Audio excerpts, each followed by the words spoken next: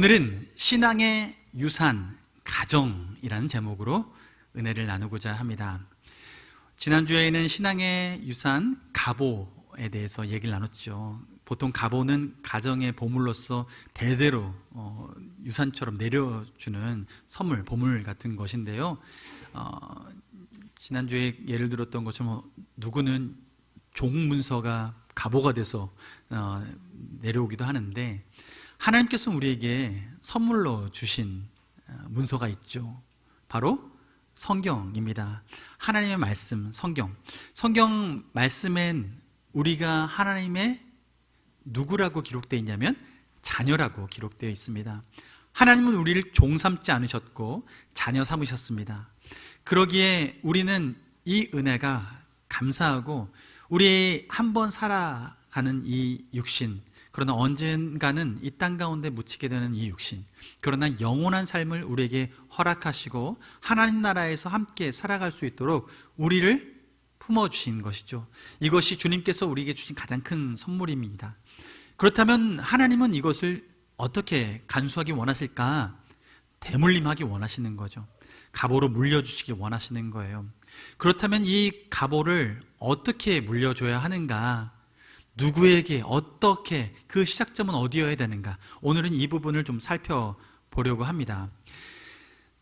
지난주에 가든지 보내든지 하는 사명을 우리가 한 걸음 더 나아가서 가라라는 명령에 순종할 때, 보냄받은 목적을 인식하고 갈 때 우리는 온전히 갈 수 있다라고 말씀드렸습니다. 그래서 우리는 그 가보를 이어가는데요, 그때 하나님께서 명령하신 내용이 무엇이냐면, 우리가 잘 아는 마태복음 말씀에 28장 19절 말씀, 그러므로 너희는 가서 모든 민족을 제자로 삼아 아버지와 아들과 성령의 이름으로 세례를 베풀고 라고 말씀드렸죠. 이 중에서 주된 동사는 무엇이냐면 가르치랍니까? 가랍니까? 제자를 삼으라는 말이었죠. 그래서 나머지 명령들은 제자를 삼기 위해서 필요한 명령이라는 거예요. 제자 삼기 위해서 가라 하셨고, 제자 삼기 위해서 세례를 베풀라 하셨고, 제자 삼기 위해서 가르쳐 지키라 말씀하셨죠. 그런데 중요한 것은 이 모든 것들이 이루어지기 위해서는, 제자 삼기 위해서는 행동적으로 처음 하는 것이 무엇이냐면 가는 데 있습니다. 가는 데. 그렇다면 우리는 어디서부터 출발해야 되는가? 이 복음을 전하는 것, 이 신앙의 유산을 대물림하는 이 부분에 있어서는, 그렇다면 우리는 어디서부터 시작해야 되는가 살펴볼 필요가 있는데요, 이 말씀에 이 힌트를 볼 수 있는 말씀이 사도행전 1장 8절 말씀입니다. 우리가 잘 아는 것처럼 오직 성령이 너희에게 임하시면 너희가 권능을 받고, 그 다음 뭐라고 하십니까? 예루살렘과 유대와 사마리아와 땅끝까지 이르러 내 증인이 되리라 하시니라. 하나님께서는 우리에게 성령 받아서 이 신앙의 유산을 물려주고 전달해주는 사명을 감당해낼 때, 어디서부터 이 사명을 감당해내라고 하시냐면 예루살렘으로부터 유대, 사마리아 땅끝까지 바깥으로 확장시켜서 이 사명을 감당하라고 하십니다. 예루살렘이라는 지명의 특징은 당시의 제자들이 살고 있었던 삶의 현장이죠. 그렇다면 지금 우리에게, 또한 보편적인 모든 사람들에게 시작할 수 있는 그 시작점, 예루살렘과 같은 그 지역이 어딘가, 그곳이 어딘가라고 봤을 때, 하나님은 우리 모두가 그 출발점에서 시작하고 그 출발점을 누구나 지켜나가고 그 출발점을 인식하고 살아가기를 원하세요. 그렇다면 그 출발점이 어딘가? 오늘 설교 말씀에서 힌트를 얻을 수 있듯이 그 예루살렘 같은 곳이 우리에게는 어디입니까? 바로 가정입니다. 신앙의 유산을 우리가 흘려보낼 수 있는 가장 기초단위 가정이에요. 하나님이 이 땅 가운데 공동체를 만드신 두 개의 공동체가 있습니다. 하나는 가정 공동체입니다. 태초에 모든 만물을 지으시고 맨 마지막 날 아담을 지으시죠. 독처하는 것이 안쓰러워서 여성을 만듭니다. 하와를 만들어서 같이 살게 하시죠. 가정을 이루게 하시는 거예요. 하나님이 가정을 이루어서 사명을 주시는데, 이 땅 가운데 생육하고 번성하라 라고 말씀하시면서 이 땅을 다스리라고 얘기하세요. 생육하고 번성하는 일은 혼자 하지 못합니다. 함께 가정을 이루어서 할 수 있는 사명입니다. 이 사명을 주시고 지금 살아가게 하시는 거예요. 즉 하나님께서 만드신 최초의 공동체 가정, 그 가정을 통해서 하나님 사명을 이루어 가세요. 두 번째 하나님 만드신 공동체가 뭐예요? 교회죠. 하나님께서는 예수 그리스도의 그 이름, 그 반석 위에 교회를 지으셨습니다. 예수를 주라 고백하는 그 공동체를 만드셨어요. 그 공동체를 통해서 하나님 또한 사명을 이루어 가게 하시는 거예요.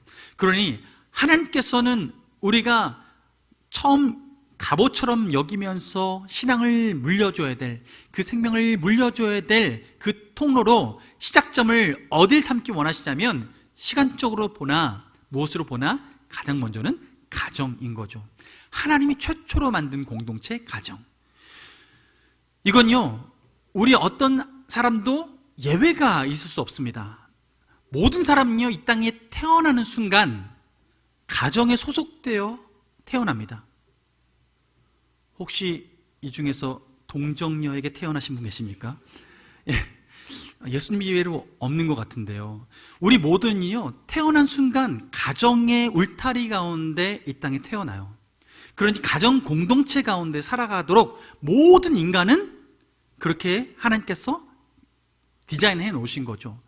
이 디자인 가운데에 우리가 살아가게 된다면, 그렇다면 이 사명, 하나님께서 땅끝까지 이르러 내 제자를 삼으라고 얘기했을 때 가서 제자 삼는 이 일련의 과정의 가장 첫 시작점은, 우리에게 예루살렘은 바로 가정입니다.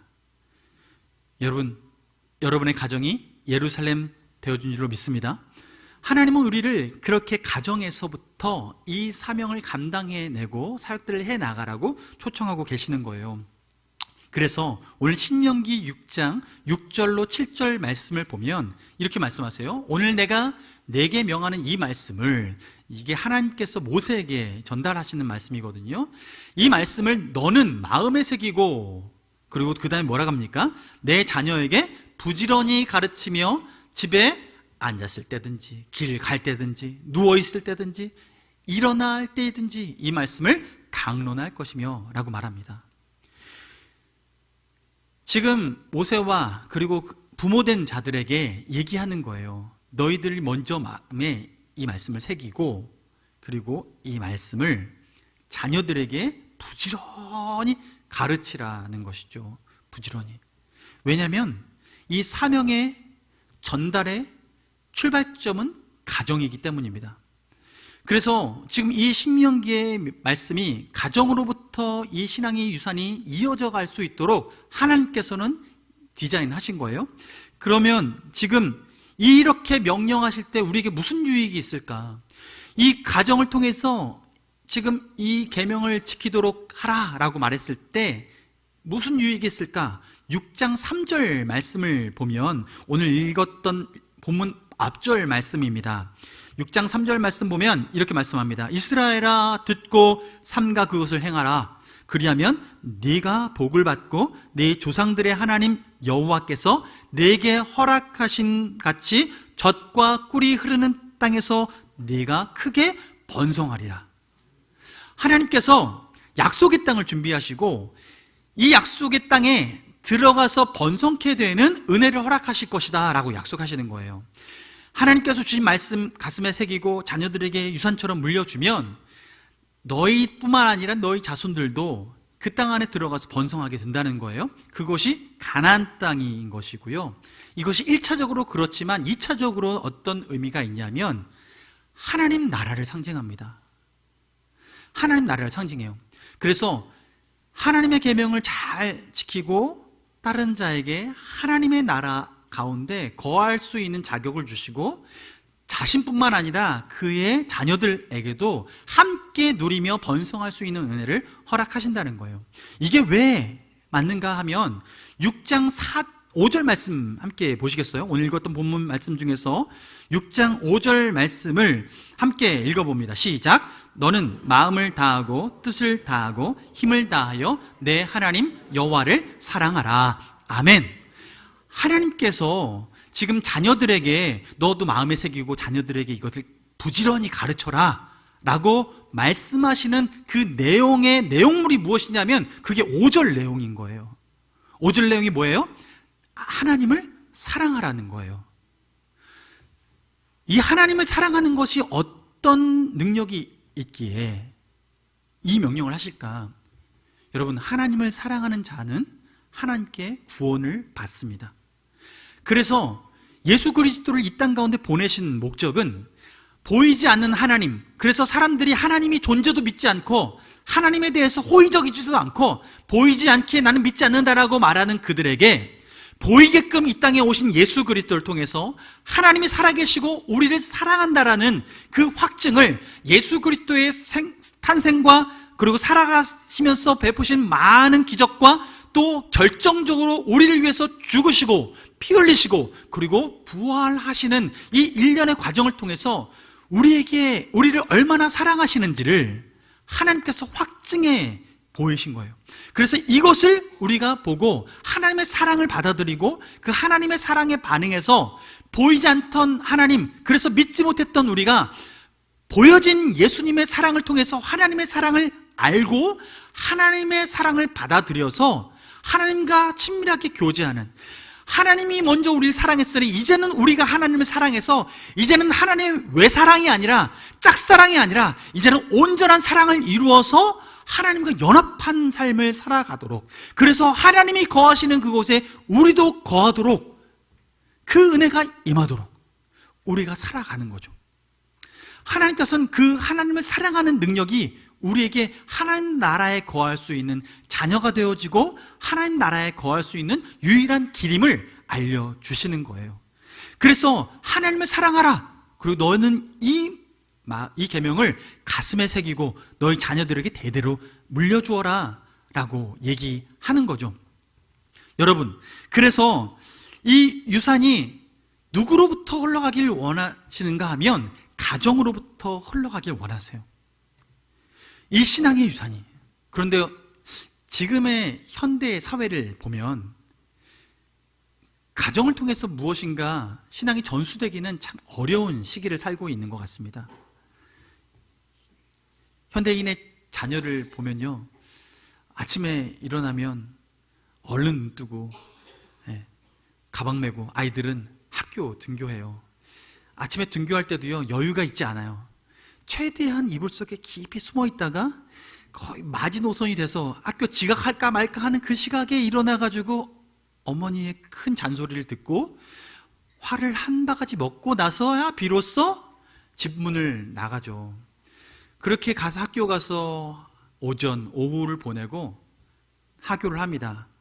부모를 만날 시간 없습니다. 돌아오고 나서 학원을 순회합니다.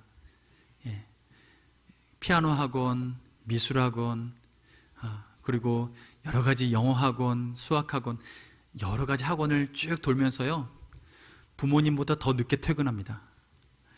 그래서 집에 와서요, 그때서야 부모님을 만나요.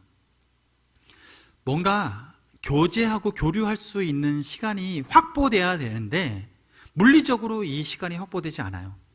신혼부부들이 어떻습니까? 자녀 양육할 때 힘들어하는 이유는 자녀 양육할 수 있는 여유가 자신에게 없기 때문입니다.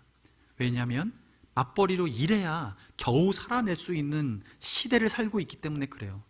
누군가가 그 시간에 자녀를 대신 봐줘야 그나마 입에 풀칠을 할 수 있는 상황이 되기 때문에 지금 이 상황에 어떤 결말로 이끌어 가냐면 부모와 자녀들 사이에 관계가 긴밀해지지 못하고 누군가에게 위탁해서 교육하는 현상들이 벌어지게 되는 거죠.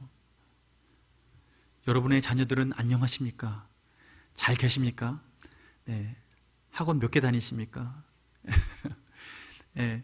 그렇게 우리 자녀들이 전전긍긍할 때 우리는 자녀들과 만날 수 있는 시간들이 점점 더 사라지기 시작합니다. 아이들이 크면 더 친밀해질까, 더 좋은 환경 만들어주면 더 좋아질까 하는데 어렸을 때 그 시간을 못 가지면 나이가 들어서도 그 시간을 가기 어렵습니다. 하나님은 그래서 우리에게 이 신앙의 교육과 삶의 교육을 일찍부터 시키길 원하시고 하나님이 만드신 최초의 공동체인 가정을 통해서 누구나 빠져나갈 수 없고 누구나 소속되어 있는 그 가정을 통해서 교육이 이루어지길 원하시는 거예요. 그렇다면 이 사회 속에서 살아가고 있는 지금 현대 사회, 위탁교육이 굉장히 활발하게 이루어지고 있고 잘 맡기면 잘 자랄 것이다, 이게 기본적인 생각으로 자리 잡힌 시대를 살고 있어요. 학원도 잘 보내면, 좋은 학원 보내면 잘 배워서 잘 클 거야 라고 하는 거죠. 신앙은 어떻습니까? 신앙도요, 좋은 교회 보내면 우리 자녀가 신앙이 잘 클 거야 라고 생각을 합니다. 일부는 맞지만 또 일부는 틀립니다. 좋은 교회 가서 좋은 선생님 만나고 좋은 교회 가서 좋은 말씀 들으면, 생명의 말씀 들으면, 그러면 네, 잘 자랄 수 있습니다. 그러나 이것이 하나님이 디자인한 방식은 아닙니다.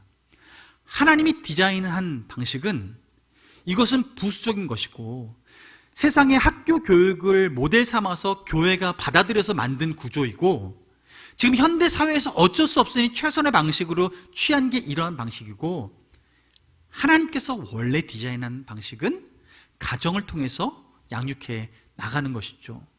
하나님은 이 틀이 다시 회복되길 원하세요.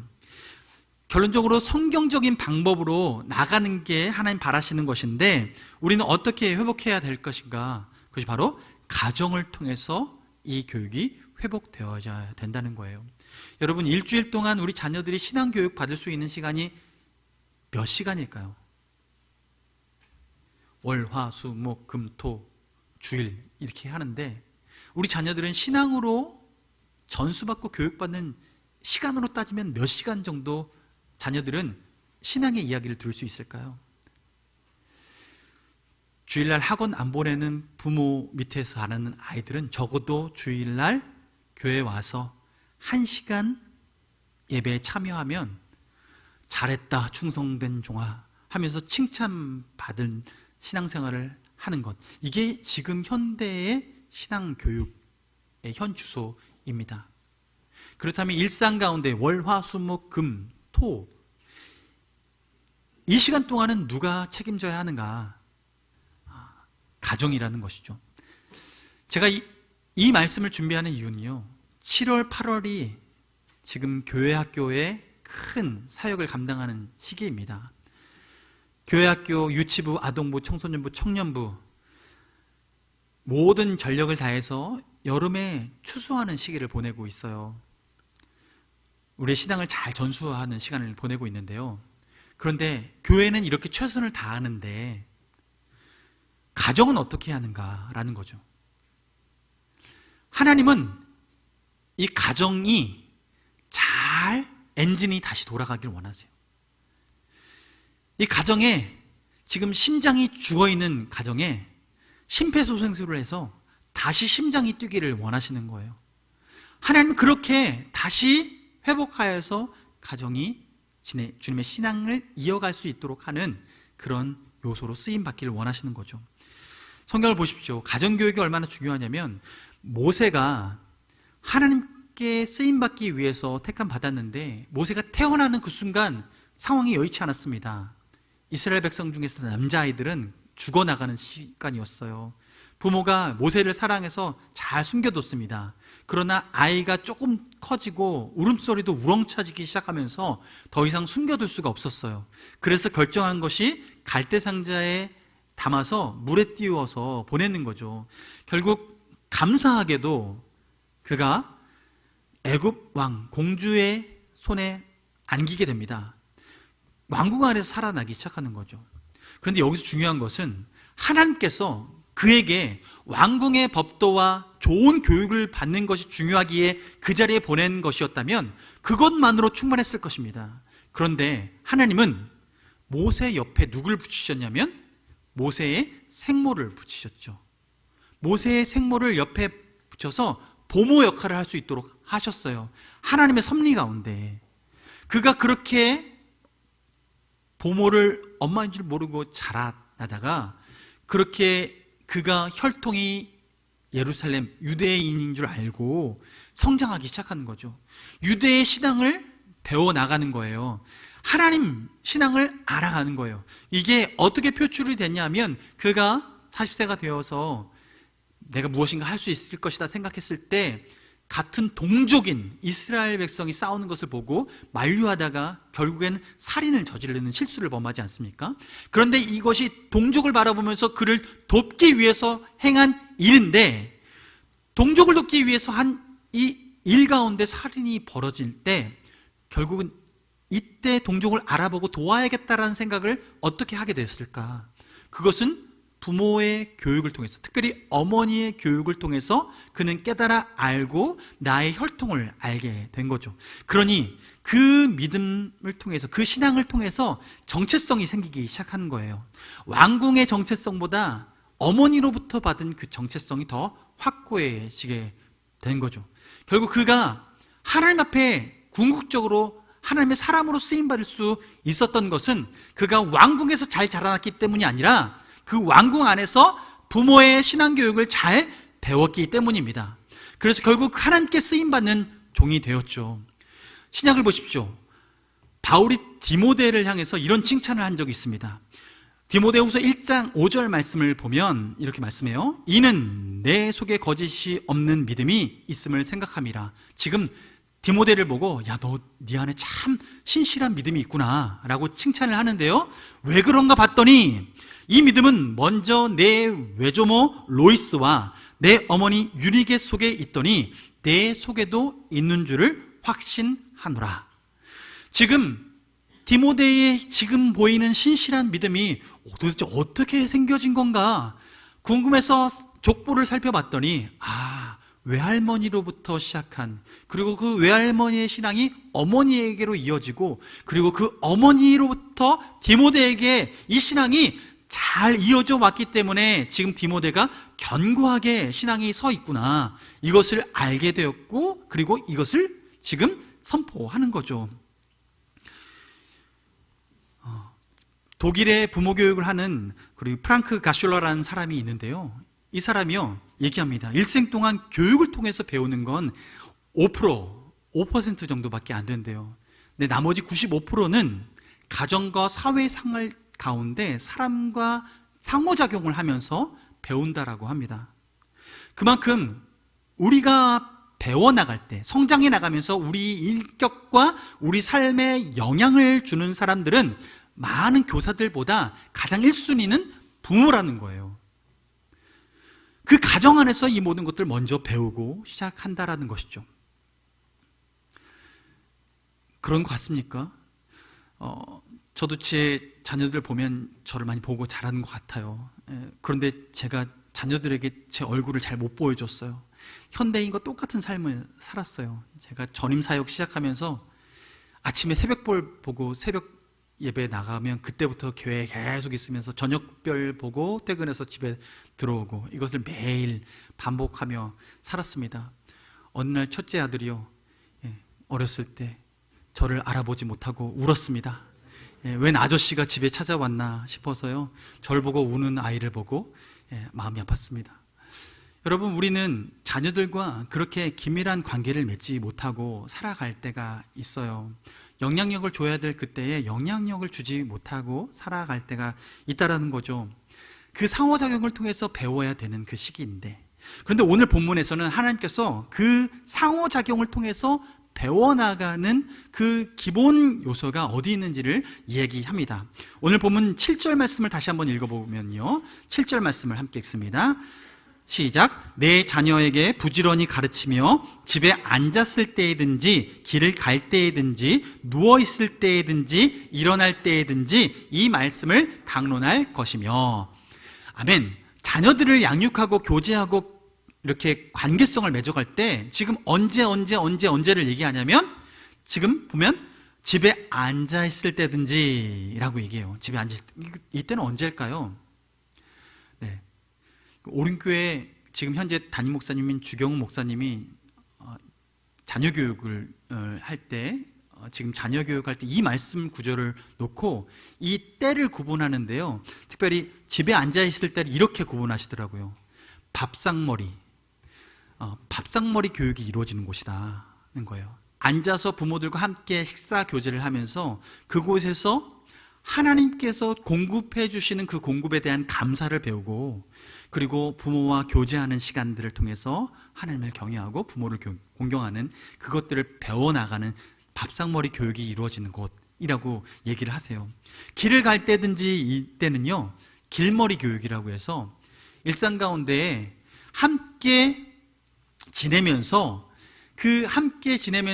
동행하는 것을 배우고, 하나님이 우리와 동행함을 부모와 함께 동행하는 것처럼 느끼게 하고, 그 가운데 걸어가면서 배우게 하는, 대화하면서 배우게 하는, 마치 엠마오로 갈 때 예수님께서 부활하셔서 찾아오시고 그들에게 말씀을 풀어 설명해 줄 때 그들의 심령이 뜨거워지는 것들을 경험하게 되는 것을 보죠.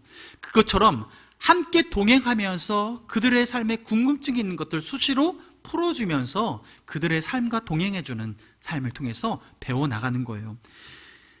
누워있을 때, 그리고 일어날 때, 이건 언제일까요? 침상에서 벌어지는 거죠. 그래서 침상머리 교육이다, 이렇게 얘기를 해요. 침상에서, 잠자리에서 할 수 있는 교육은 무엇일까요? 부모로서 자녀들을 축복해주는 거예요. 마치 제사장으로서, 부모는 영적인 가정의 제사장으로서 자녀들을 축복할 권리가 있고 권세가 있는데요, 자녀들을 위해서 그 잠자는 머리에 손을 얹고 축복해 주는 거예요. 하나님의 귀한 자녀로 성장할 수 있도록 축복하며 기도하는 거죠. 일어나가서 나갈 때도요, 축복 기도해 주고 보내는 거예요. 세상 가운데 주님의 귀한 자녀로서 능력껏 살아낼 수 있도록 축복하며 보내는 거죠. 여러분, 밥상머리 교육하고 길머리에서 교육하고 침상머리에서 교육하고, 이게 일상적으로 부모가 함께 하면서 할 수 있는 교육이라는 거예요. 학교에서 교사가 할 수 있을까요? 교사는 못하는 영역인 거죠. 부모이기 때문에 할 수 있는 영역이에요. 여러분, 이 교육이 주님의 몸된 가정 안에 풍성이 넘치길 원합니다. 근데 이렇게 말씀드리고 나니까요, 이렇게 생각하시는 분들이 계시더라고요. 아유, 목사님, 전 다 키웠어요. 이제는 그럴 말씀 저한테는 하지 마세요. 저 말고 다른 사람한테나 얘기하세요. 할 수 있는데요, 여러분, 하나님께서 주신 공동체가 가정이라는 공동체가 있다고 말씀드렸고, 두 번째 공동체가 뭐라고 하셨죠? 교회라는 공동체예요. 교회는 또 다른 하나님께서 새롭게 만들어 주신 가족입니다. 새로운 가정, 영적으로 거듭나서 맺어진 가정이에요. 그렇다면 하나님께서는 교회 공동체 안에 우리는 모두가 영적인 부모로서 다음 세대 앞에 서야 될 사명이 있습니다. 하나님께서는 그래서 우리 교회 학교 자녀들을 위해서 내 자녀만이 아니라 내 손자 손녀만이 아니라 우리 교회에 함께 몸담고, 아직 부모가 우리 교회에 오지 않지만 혼자 교회에 나와서 우리 안에 함께 하고 있는 우리 자녀들, 그 자녀들까지도 내 자녀처럼 여기고 그들에게 신앙의 본을 보여주어야 한다라는 것이죠. 하나님은 우리를 그렇게 귀한 신앙의 부모의 그 자리로 세우셨습니다. 여러분, 그 자리에 여러분이 선줄로 믿으시기 바랍니다. 하나님은 우리를 그렇게 세우셨어요. 그 세우심은 어떤 의미가 있을까? 모세를 보세요. 모세는 일평생 하나님께 그렇게 부름받아서 이스라엘 백성을 출애굽시키고 가나안 땅에 들어가기 직전에 이스라엘 백성을 모아놓고 하나님의 계명을 다시 한번 일러줍니다. 오늘의 본문 신명기 전체 말씀은요, 모세가 몇 살 때 쓰여진 거냐면, 모세가 120세, 그가 인생을 마감할 때예요. 그때 지금 광야 생활을 다 마치고, 그리고 인생의 마무리 시점에 이런 교훈을 주고 있는 거예요. 너희들 하나님을 사랑해라, 마음과 뜻을 다해 사랑해라. 그리고 너희들 부모들 마음에 새기고 자녀들에게 부지런히 가르쳐라. 왜 이런 얘기를 했을까요? 그는요, 그 인생에 마감하는 그 시점에 그에게는 조그마한 흠이 있었습니다. 안타까운 결말 중에 하나가 있었습니다. 그것이 무엇이냐면, 이스라엘 백성이 가나안 땅에 들어갈 때 모세는 그 자리에 함께 할 수 없었습니다. 가나안 땅에 들어가지 못했어요. 왜 그랬냐면요, 민수기의 말씀에 나와 있지만 이스라엘 백성이 목말라 할 때, 하나님께 간구했을 때 반석을 쳐서 물을 내라 하는 하나님의 명령에 모세가 그 마음에 욱하는 마음에 반석을 때리는데요, 땅! 한 번 아니라 땅! 2번 때리면서 겉으로는 이것이 마치 내가 너희들을 위해서 기적을 베풀어내는 것 같아. 더 큰 퍼포먼스로 땅! 땅! 때리는 거예요. 그런데 그 마음의 중심은 어떤 마음이었을까요? 하나님을 신뢰하고 하나님께 순전하게 순복해서 하는 것보다는 약간의 반항심이 섞이고, 그리고 그 마음의 불평과 이런 것들이 섞이면서 한 반응에 결론적으로는 물이 나왔지만 하나님은 그 동기를 보셨습니다.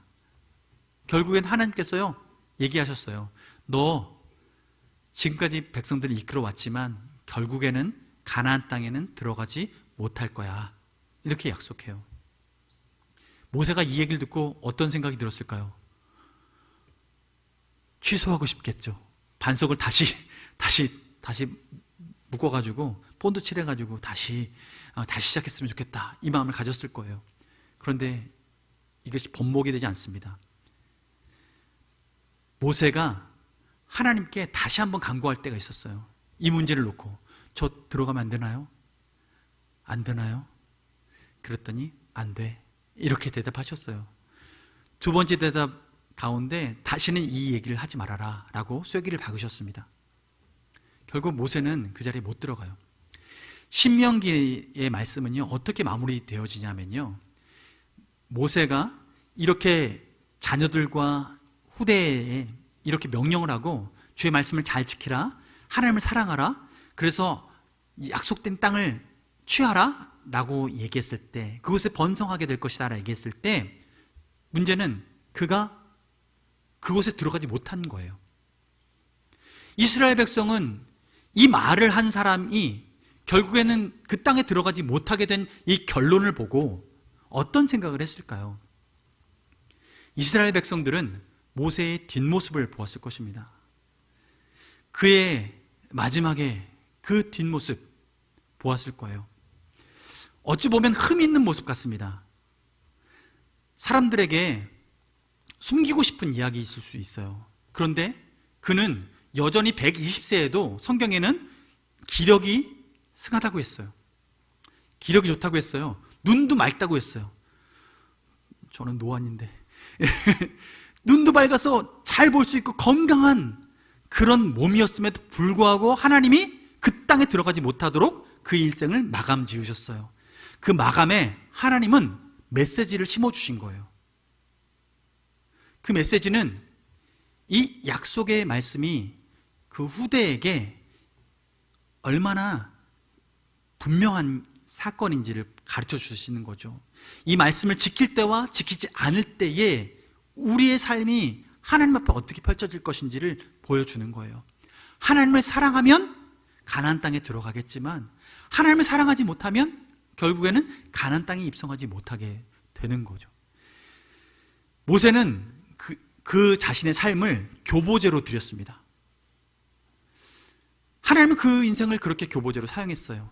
후대가 볼 수 있도록. 여러분, 우리의 삶이 우리 교회의 다음 세대의 뒷모습입니다. 우리 자녀들이 보는, 우리가 배우게 되는, 자녀들이 배우게 되는 모습이라는 것이죠.